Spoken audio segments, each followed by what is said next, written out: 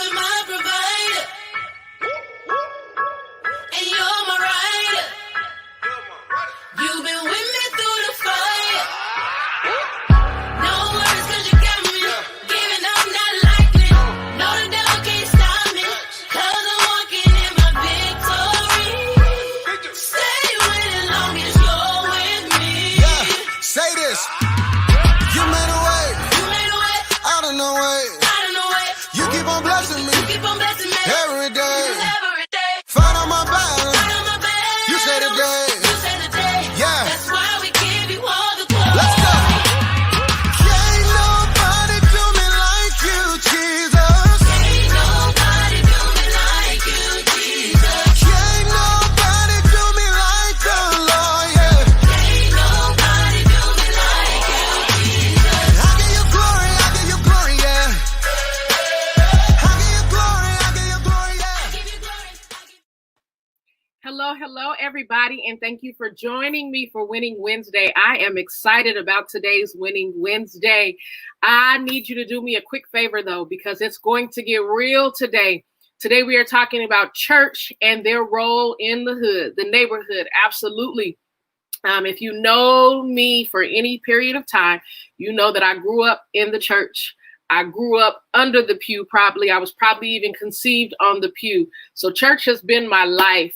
But I grew up in Southwest Fresno. So I also understood the benefits, if you will, or the plight of living in a disadvantaged community. So today I've got a very special guest that is joining me, and we need to make sure that somebody hears this message. So I need you to like, I need you to comment, I need you to share, I need you to even tag somebody in this message that you know needs to hear this message today. Before I go any further, as I always do, I often highlight a very small business, a local small business. And today I need to highlight one phenomenal small business that I am so happy with today. And that is none other than Carlonda, the magical teacher. We've heard about her and her magic in the classroom, but this young woman, African-American female, has launched a business, and y'all, she makes jewelry by hand. She sure does. I am wearing the earrings that I purchased from her today. They are so beautiful. This video is doing it no justice, but they are beautiful, and I bought a couple of pair, so I need you to buy some too. And you can go and find her at carlondathemagicalteacher.com. You can find her on Facebook, on Instagram, on YouTube under the Carlonda the Magical Teacher to place your order. When I tell you, I love these earrings. She made them by hand. These earrings are gorgeous. So make sure you support a Black-owned business. And fellas, I know you probably like, I can't wear no earrings. I wouldn't wear those earrings. You don't have to wear them. Buy them for your sister, buy them for your mama, buy them for your friends, buy them for your wife, buy them for your girl. These earrings are gorgeous. This camera does them no justice. They are beautiful. All right, without further ado, I want to bring on a very special co-host today, someone that I have known since I was literally a child. And I have watched the transformation. I have watched the hand of God move in his life. He is doing phenomenal work around the city of Fresno. He has partnered with local organizations, which I'll allow him to speak a little bit more about when he comes on. He is getting himself situated. He is driving. So please excuse us for any technical difficulties that we may experience. But he just left a very important meeting with the city. And I'll let him even talk about some of the things that he is doing. So again, forgive us for any technical difficulties while he gets stationary. I want to bring on my co-host today, someone, again, that I said that I have been knowing since I was a young child, and I've watched what he and what God is doing through him. I am proud to know him. I'm proud to call him friend and brother, and that is none other than Pastor Joby Jones. Pastor Jones, how are you today? I'm good, Tish. How you doing, sis? I am doing well. I am excited to have you here, but I'm also nervous to have you here. I mean, you're a local celebrity right now, so I feel like that's what. Hey, you a celebrity. for all the stuff you be doing. I thank you for allowing me to be in your space. Hey, man. Well, you know what? It's an honor. It's a privilege. It's a privilege to have you here. So again, like I was saying, I have known you since, I want to say since I was about 11, 12 years old. Yeah. And people may be asking, how do I know this man from 11 or 12 years old? And I just got 2 words: West Roy. West Roy. Yes. So, Yes. I didn't gangbang, so let's start there before the church folks start the rumors. I didn't do that. But my grandfather bought properties in that area, and every Saturday my grandmother would get up and she would take her grandkids, not all of them, but some of her grandkids, and she would go out and she would do games and activities on Saturdays to feed the kids off of West Roy. Yep. And so because of that, I was able to develop friendships that are almost like family. You can't tell them, and you ain't gonna tell me that ain't family. That's right. That's right. That's family, and I can tell you that I can call every last one of them today if I need something. And we got your back. Hey, right. 100%. And vice versa. So Pastor Jones, like I said, I've watched what God has done in your life. Can you tell us a little bit about yourself? Tell us about the West Roy days. Tell us about the old Joby Jones. Who was Joby Jones? Give us your testimony today. Oh, man. Okay. You want to take me there? Okay. So I end up on West Roy because I got kicked out. My mama kicked me out, right? So I end up on West Roy, on Sampson, in the country, running around, gang banging, selling drugs, the whole 9 yards. I ain't gonna do the whole list, but at the end of the day, those were my caught up days. Sometimes in life we get caught up and we get put in positions, and I learned a lot. I learned how to survive. I learned how to that I didn't really like what I was doing, but in order to make it, I had to do what everybody else was doing. So I just wanted, and I just wanted to be a part of something. So, West Roy, that's my family. Aunt Ez, Aunt Ermeline, all of them, Ryan, Ronnie. So that's family. John L.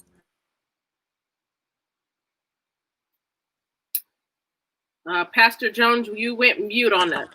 There you go. We can hear you now. So, somebody was calling. You know how people is. I was able to see the other side, because I wasn't at first I was a good kid. You go to school, you take care of business, but then it was just something about them streets. It was something about people not being able to tell you what time to go to bed. You know what I mean? It was something about not having no responsibilities. And that's what caught me. I was like, man, you can really do this stuff out here and not get in no trouble. So with that, I was able to I just fell in love with it. I just got addicted to that lifestyle. End up getting shot 8 times. Had to learn how to walk all over again. Lost my little brother. So it was just a little downfall in your life that you go through, but it opened my eyes to so many things. So now I know how easy it is to get caught up in those situations. I know how easy it is for dudes to go down the street and find somebody that's willing to help you throw your life away. So and to tell you they love you while they doing it. You know what I mean? So so it showed me that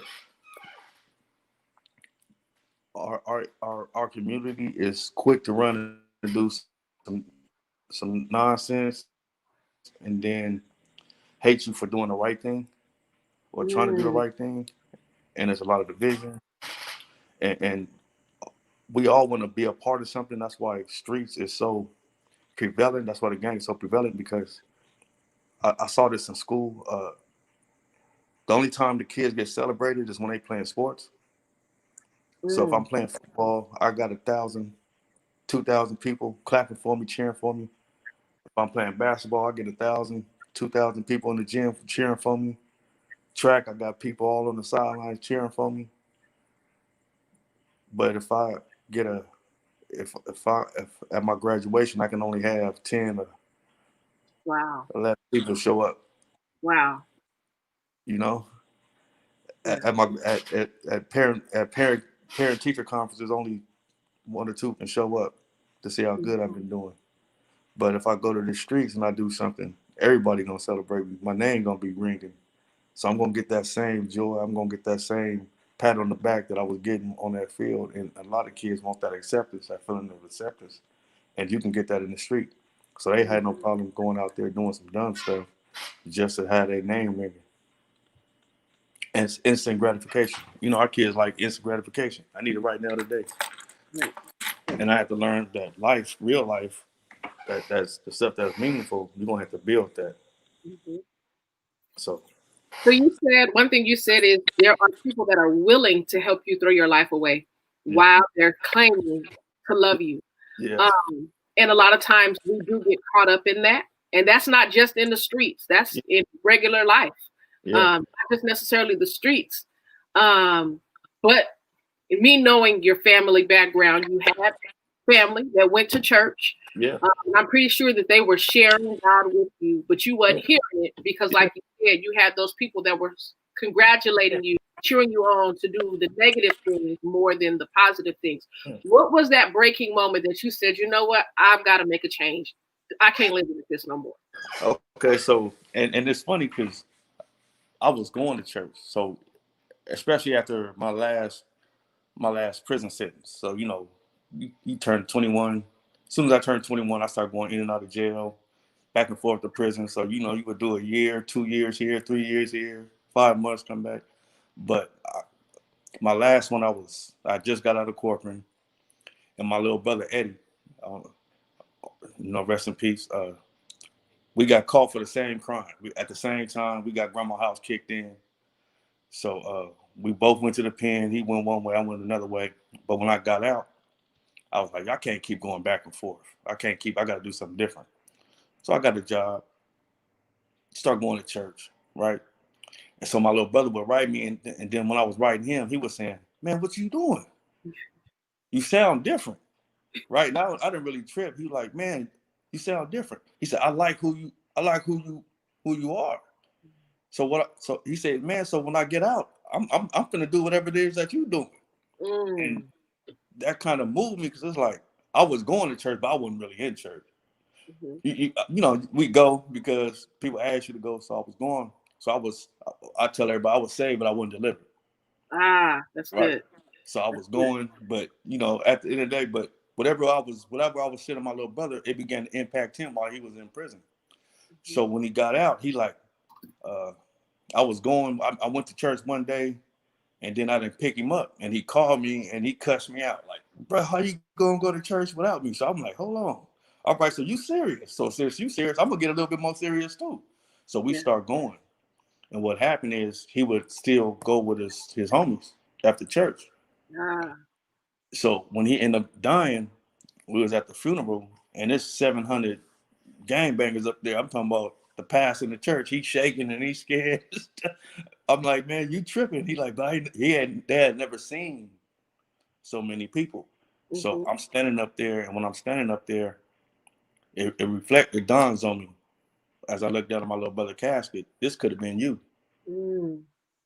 I didn't know what to say, and that's the first thing that came out of my mouth. Like, and I said it loud, like, this could have been me.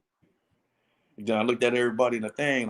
I see my dad, I see his mom, I see my little sisters and brothers all crying. I see this impact that he had on all these people that's hurting. And then I see his son in the audience. I'm like, man, his son ain't gonna never be able to see his dad again. And then I'm looking, I'm like a piece of meat missing. And that's when I was like, y'all know what? Y'all ain't gotta worry about me no more. I'm done. I'm finna get myself all the way together. And with that, I began to really take church serious because I realized that you can be in church and still be in darkness. I realized Mhm. that you can be in church and still going through the motions. And I know when I was in the streets, we wasn't playing. We willing to go to the pen. You willing to put somebody else's life in it. So that means you ain't playing if you willing to go to these extremes. Right. So if I'm in the church, why not take the same passion and same commitment and apply it to God's will for my life? And let's see what God can do from there. And from then, every time I look up, he pushing me. and he's taking me and he's carrying me further than I ever expect. I just wanted to go to church one day. One day I just said, you know what, I need to go to church. I sat in the back of the church, and God brought me from the back to the front. So literally the pulpit. Yeah, yeah, So literally the yeah, pulpit. You went from gang banging in prison, from yeah, prison to the pulpit. I think that needs to be the book. yeah, yeah. So that's why I came up with the saying, from the turf to the church. Yeah, That's where I got that from. that's good. That's good. Yeah. That's good. So it was through unfortunate circumstances that you said, you know what? If I'm willing to give my life for this, I need to be able to be willing to give my life for Christ. Yeah. And so you have gone hard in the paint, if you will. Yeah, thank you. From what I can see, from what I've known, from what I've heard, from what I've witnessed, it has been a transformation, and it's been literally a testament to God's grace, to God's transforming power. And because of that, you became the pastor. Started a few initiatives. One is Stop the Violence. Tell us about Stop the Violence, because we see the shirts, we see the posts. What exactly is Stop the Violence? So Stop the Violence, that's my baby. Now, that's something God gave me. It was back in March 2014. I believe there was 28 shootings in 30 days. I mean, kids were getting shot, dudes was getting shot. So it was bad. And I wanted to minister to people without ministering to them. Because, sometimes, especially dudes in the streets, they get offended when you just throw Jesus in their face all the time. Because, Christ, he calls on your stuff. So what I did was Stop the Violence is a way for them to come and minister. Not so much me, but it's an opportunity for them. It's a platform for them to come and share everything that's happened to them, to everybody that's been affected by gang violence or have lost somebody close to them. And the stories that people began to share when they got out there, and then you looking at a bunch of people that's feeling your pain and understands where you're coming from, and it's hit home, because violence hit home. That's what I noticed, that when you lose somebody that you love, I ain't gonna say lose, when somebody's been taken from you, because that's what was happening.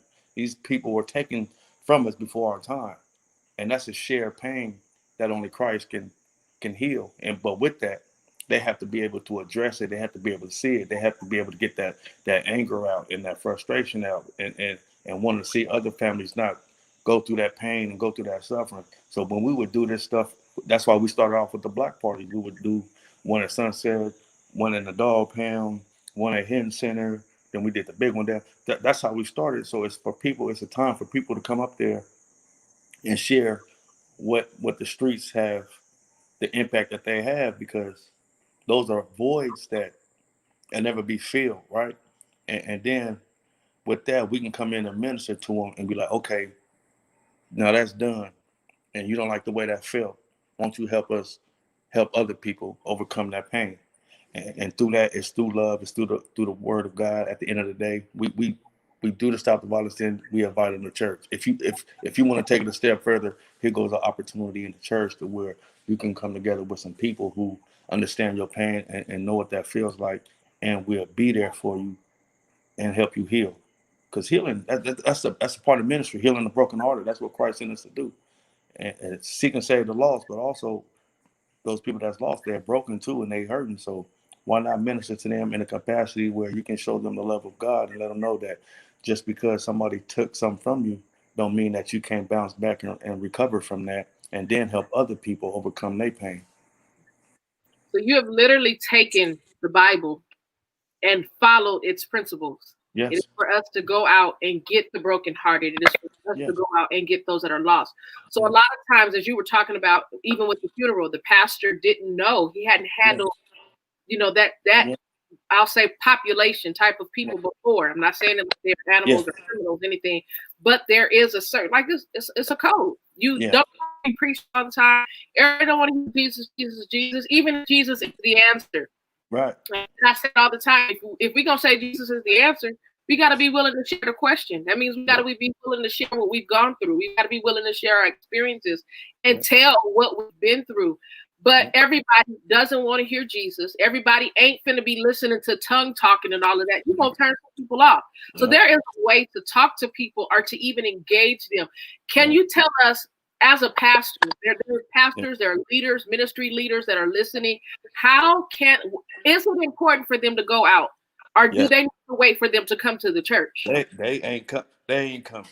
And 9 times out of 10, if they do come, it's because somebody invited them, and their girl come. And when they coming in there, they feeling like you talking about them anyway. And that's the honest to God truth. So what? Because I remember that feeling. I remember my mama begging me to go to church, my wife begging me to go to church with them, and I went. But when I went, they talking to my mom and them, but they talking at me, like, "Oh, you gonna lose your life? You gonna?" Man, I know all that. I'm putting my life in jeopardy every day, so you don't have to tell me something I already know. But there was one man, uh, Deacon Robinson, and what I respect about Deacon Robinson, he come up to me. He would come up to me every time he see me and say, "God gonna do great things with you," and then he would take off. He wouldn't say nothing else to me the whole service. I walk in the door, he'd be like, "Man, God gonna do great things with you." That was a drive-by, right? He went out his way just to speak life into me. Uh-huh. And what happens is that we have so many people that criticize us for the way we look, for the way we dress, maybe even the smell that's coming in when we come into the church. You know what I mean? Because Right. some of the dudes may smoke a blunt in the parking lot. And I done walked there outside and seen certain things. I'd be like, "Hey, man, when y'all done, just come on in." Yeah. Right? Because the word of God has a way of penetrating all that if you right with Jesus yourself. Right? Yeah. So don't worry about them being wrong as long as you right. So we have to quit looking at people from the outside. So a lot of people were scared of my little brother because he had all the tattoos and he had all the guns and he was. But when I looked at him, I just see what everybody else saw. So that's what we have to be able to do. We have to be able to see not their outside but their inside. Don't look at their tattoos. Don't look at the mug on their face. Because they say I walk around with mean mug and steel, and I'm like, I don't even notice that. I'm not even aware of it. But what it is just that's how people look because that's how life has done them. So that's not necessarily who they are. But if you can see the heart of an individual, if you can see that person needs Christ, and you can see that they care about you, or you care about them, they'll open up to you. They'll begin to listen to you. So I don't just throw it to them. I just built that relationship. Any time in life with anybody, if you want it to have lasting an effect, you have to build that relationship first. That's what the streets do.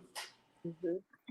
Them streets are able to get them dudes to do all that stuff is because they pick them up, they talk to them, they help them with their food, they feed them, they put some money in their pocket, they invest in them. So as the church, no matter what an individual look on the outside, we have to be able to invest in them. Like this individual has pull, this individual has love, this individual can be something if we look at them the way Christ looked at us. Yeah. Yeah. So you said don't look at their outside, look at their inside. That is Yeah. when I tell you that the epitome, because they already feel judged. I already feel I don't belong here. They already feel like what am you like you said, you telling me what I already know. Yeah. And I even knowing all that I know, I'm still willing to put my life on the line. So don't tell me that. But we've got to speak to the individual. We got to speak to who they are. We got to look past what they're doing now and speak to who they are and speak to their future, which is what he was doing. God is going to do great things. You probably didn't know at the time. I don't know what those great things are. Yeah. And you're I seeing the great didn't. things today. I used to ask I'm like, who was this dude that keep telling me that every time? Right? But the pastor would come up and say, if you don't get yourself together, you're going to go to hell. I'm like, bro, I'm facing hell every day. I'm living in hell. Forget Yeah. dying. I'm living in hell today. What are you talking about? You know what I mean? So it's that mentality. I went up to the pastor. I was like, hey, I want to get myself together. That's what I told him. He said, well, get your life right. I'm like, I just told you that. So I'm coming to you asking for your help. Right. Right, but you willing to help my wife? You willing to help my mama? Then hold on, bro. What's going on here? You see what I'm saying? I don't even like you. Yeah, you know what I mean. So now I'm like, man, we ain't going here no more. You know what I mean? Because now, but what I had to learn how to do myself is that I didn't go for them no more. So when I start going for Jesus, I don't care what he was talking about. I'm able to worship. I'm able to praise. and but it takes a maturity to do that, because a lot of times we come in broken, we come in looking for help, and if you attacking me and you beat me down, man, I ain't trying to hear that, Right. right? Because I get that from the world. Right. So I just need some place to lay these burdens down at. I just need an understanding of how I'm gonna make my way out this madness. I just need some guidance, some direction. So if you can show me through the word of God, through Jesus, through your relationship with me, and you promise to be there with me, man, you gonna have somebody that's gonna be loyal to you. Yeah. You just gotta Yeah. be willing to put that work in. Look, that's the one you want. You want the one Yeah. that you play the game because they know about loyalty. Yeah. They know loyalty better than anybody else can speak to loyalty. That's who you want on your team. Yeah. But I went to I was driving, I was in Oakland, I think it was a couple of weeks ago, and the man is standing on the corner with the bullhorn, prepare ye the way of the Lord. You going to hell. You like Yeah. I'm saved and you turning me off. Yeah. So what you think you're doing to those that don't even go to church? So it's even having that conversation, Yeah. not a condemning conversation. But I applauded his effort because he was not coming to church. Like you said, they're not coming. They're not coming to the church. You got to go to them. So talk about ways to step outside of the church, step outside of the wall to engage those in the community. So my way is, now everybody do it different. Some people like going knocking on doors. I really ain't a door knocker, because if you come to my house at 10, 11 o'clock in the morning, you know what I mean? Something to somebody who ain't say it may not go the way you want. So what I learned how to do, and God gives everybody their own way of doing it. But we do the events. We do the community, we do the block parties, we go to, or we bring them to where we are, and they know what they're coming for. So if they know what they're coming for, or if that way they know they're expecting it. So that's just one way I do it. I'm really, because I've been door knocking, I've did it, and you get some people there, but my for me personally, I like to do the community gathering. It's a community event. Now it's the church going into the community and giving the community the opportunity to come and be a part of something. Some people come for whatever reason they come. Some people, they like, oh, we doing this, we doing that. Yeah, but usually our gatherings is for the community, and it's for them to see people in the church, outside of the church, who care about people in the community, and it's not just church. So what I love about what Jesus has done with me is he has kept me working in a community that sees me almost every day of the week. Everywhere. Yeah. You know what I mean? And I thank God for that, because my dad still stay on the west side. My grandma still stay on the west side. So I got kids that stay around. I'm going to pop up at one of the stores. So it's not like you just going to see me on Sunday, then you won't see me for the rest of the week, so you don't know how my life is. You're going to see. I'm at Sunset right now. So I just decided to come to Sunset because I needed a place where we could be stable. Sunset, Hint Center, Gaston, Edison. So you can see me anywhere. And I think God did that to keep me humble also. Look at what your people going through. Right. Look at what's going on around you. Stay aware of that. That way, if you stay aware of that, you'll respect where I'm taking you to, what I brought you out of, and then you're also that light to help them know that they can come out of that stuff too. Mm-hmm. So when they be coming up with excuses, man, I don't want to hear that, because I've been through everything you done went through, and probably worse. And look what God has done. I think the only time that I've seen you, that's one of the things that I admire about you. The only time I see you at church is on Sundays, on your live, and at a funeral. Other than that, I don't see you at church, which is a good thing, because you are literally building the relationships in the community. And that's the way you're going to draw them, that relationship. They know that you're not coming to condemn them, but they also know when they get in trouble who they need to call. Yeah, they know where to go. And those are the ones I deal with, because that's how God dealt with me. So if I was in all this trouble and he didn't throw me away, how can I throw them away when they get in all that trouble? Man, I know you're gonna make mistakes. I know you're gonna hang around people that you ain't got no business hanging around. And I'm gonna tell you, because I done been there. I see where this story finna take you. But sometimes, and I pray that you don't, but sometimes you have to hit your head and realize that the person that's telling you the truth is telling you the truth out of love, and they just wanted the best for you. Now, until you see that for yourself, you know what I mean? Some people just don't want to hear it. But when they get in them situation, they be like, man, I done had dudes get out of jail, come back, be like, man, you was right. I'm like, I ain't gonna say that I was right, but I know because I've been there. I made those same mistakes, and that's one of the things I tell our kids. Um, you can miss if you trust what we saying and the people that I deal with, you'll miss 16, 17 years of bad stuff that come associated with the gang, the street life. You'll miss it. Some things in life happen that you can't change. That's just life in general. It's gonna be ups and downs. But there are certain things that we do that we put ourselves in because of the way we think, because of the people we hang around. So we put ourselves in certain situations to where drama upon drama upon drama upon drama. But if you trust what we're saying and go a different route, you will miss that part of life. But you can't miss all of life. Right. You're right. You're right.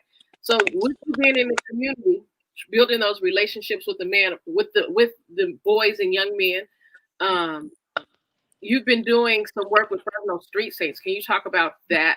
How that works? And Okay, so that I started off volunteering with the Street Saints, Brian King. I would take my little cousins to play football on Saturday and Sundays because I figured, because they was gangbangers, so I figured if I take them to play football on Saturday and Sunday, say we go about 3 o'clock, 4 o'clock, we play about 4 or 5 games. We barbecue for them that they'll be too tired at the end of the night to go out and shoot anything, and they'll go home. Right, just little simple stuff. So, and I did that for about 4 or 5 weeks, and then Brian King heard that I was doing it, so he was like, "Hey, man, why don't you come over here and volunteer with me?" So I was working at another place called Angelica's Textile. So I was like, "Okay, when I got time, I'll come volunteer." So as I began to volunteer, and I started seeing like the setup, the youth that he had, some of the older men that was trying to get themselves back together, like through the POS program and stuff. I'm like, man, I like this. And then I saw it at the other job that I couldn't get over that hump. I was only going to be able to go so high. So I quit that job and just started volunteering with the Street Saints. So he brought me on as a mentor. And the mentor job was on like $300 a month. So it wasn't about the money. It was about the influence and the impact of the youth.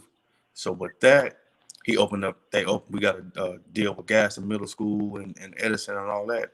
And from there, I was like, man, 7, 8 grade, I started seeing them kids. I'm like, this is when I started tripping. This is when I started slipping. Right? This is when I started seeing that, hey, there's some other stuff going on out here.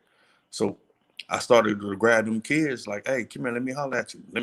And from then, he seen how I was doing it, so he made me the school site supervisor, the school site coordinator. Then he started seeing the stuff I was doing in the community with the block parties and the marches and all that stuff. And he was like, hey, man, so now he stepped away, and now he is putting me in this position to take over the Street Saints. So that was a 20-year job. So hopefully we can take it another 20 years, right. You've done tremendous work, and I can speak from experience. Two of my children, with Gaston, and just seeing how you were able to corral those kids. But that is prime example of what the Bible tells us. That aren't converted, rent thy brother. You said saved, but not delivered. But once you got delivered, you were able to go back and at this age is where I went.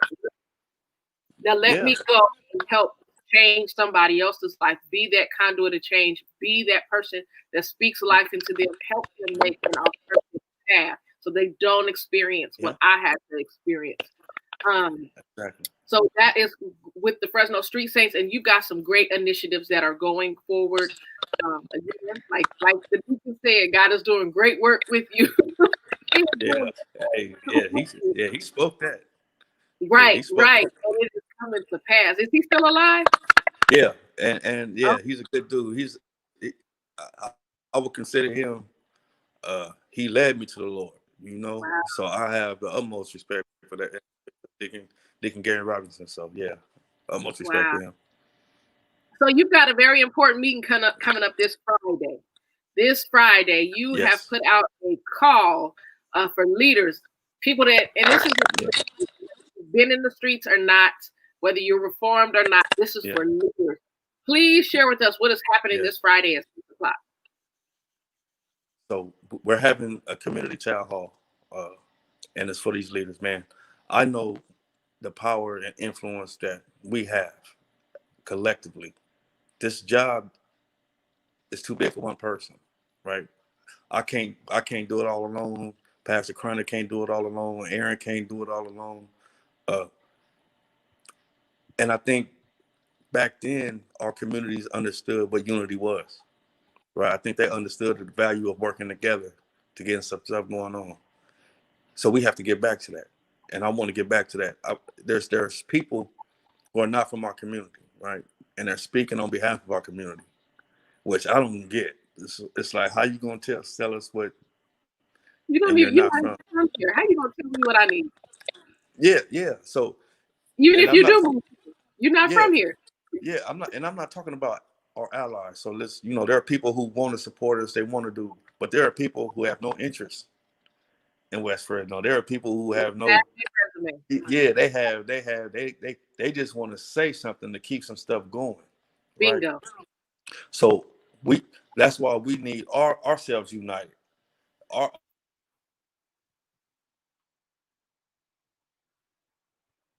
I think we lost your sound, Pastor Jones. Hello, There can you you, hear me? yeah, there you Okay, go. so we need ourselves united. We need ourselves on the same page across the board.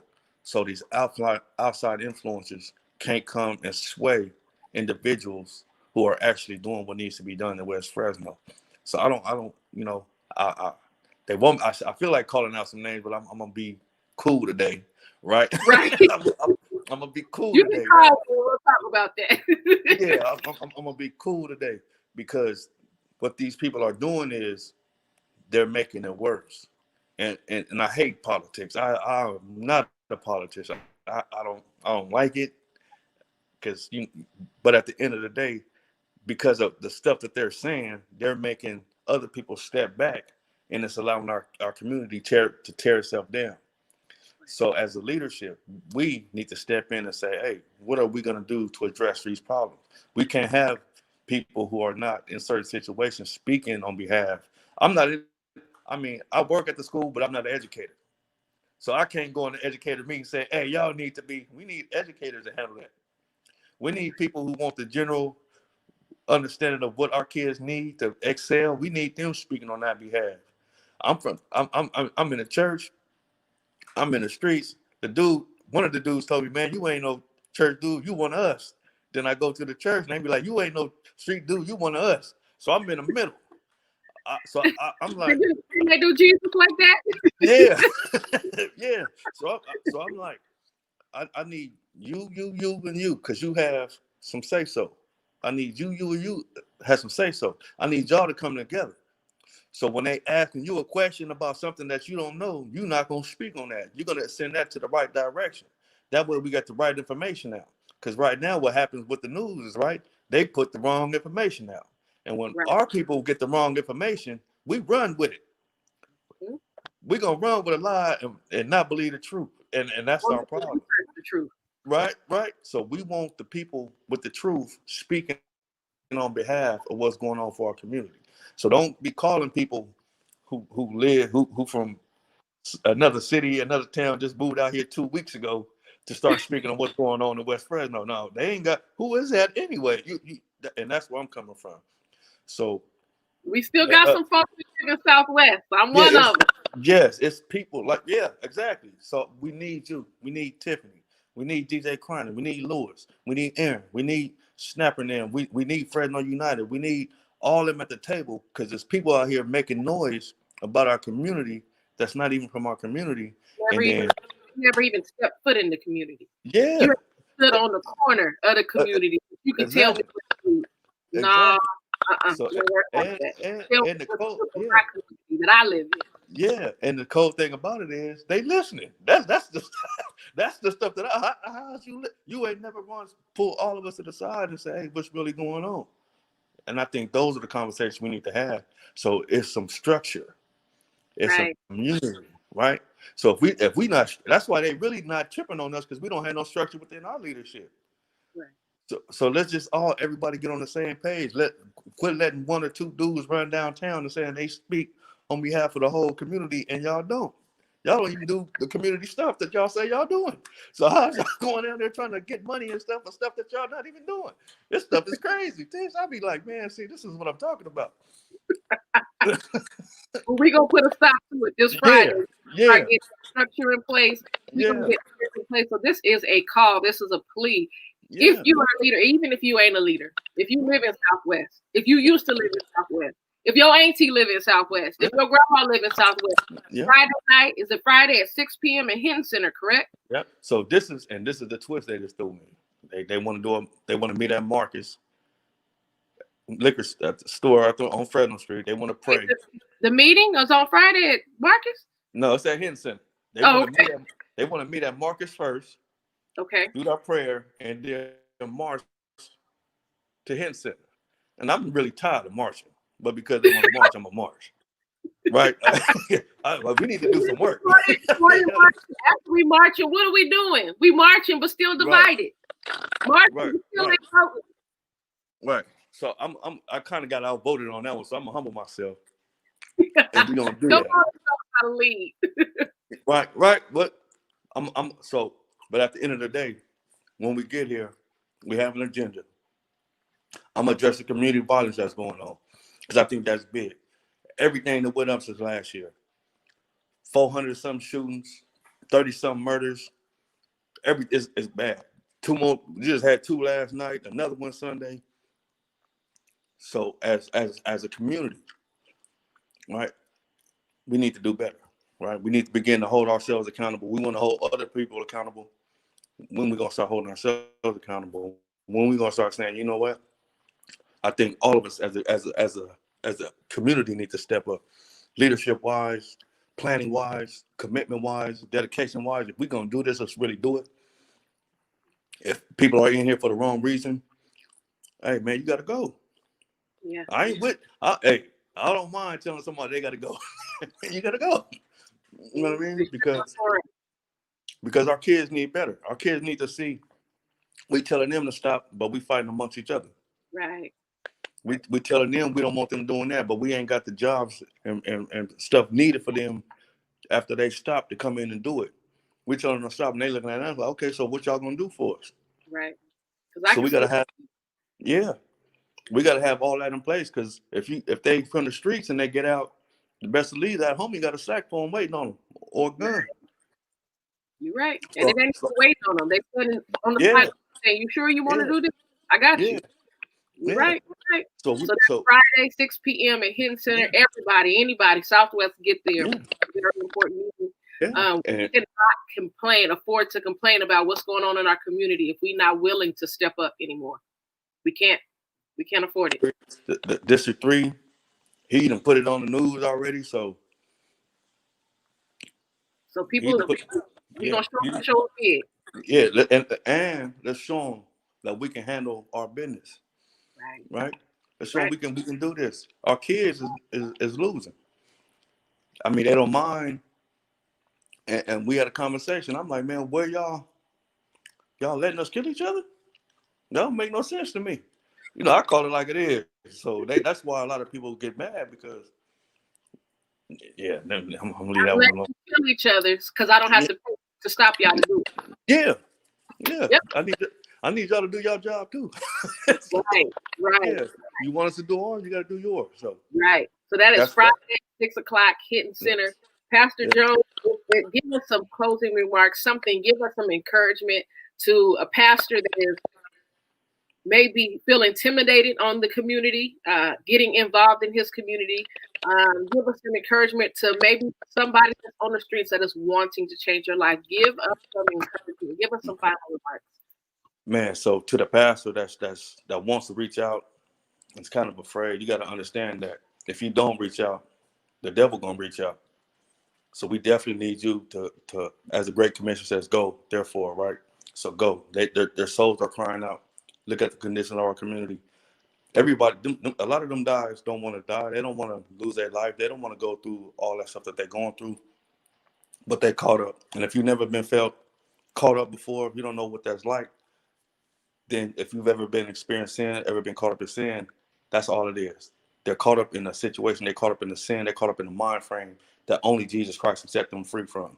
The job is cool, all that is cool, but they have a hole in their soul, they have a pain that needs to be covered, that needs to be delivered from, and that comes through Jesus Christ. To the dude on the corner, to the dude in the streets, to the dude that's gang banging. Hey, your life is worth much more than that corner.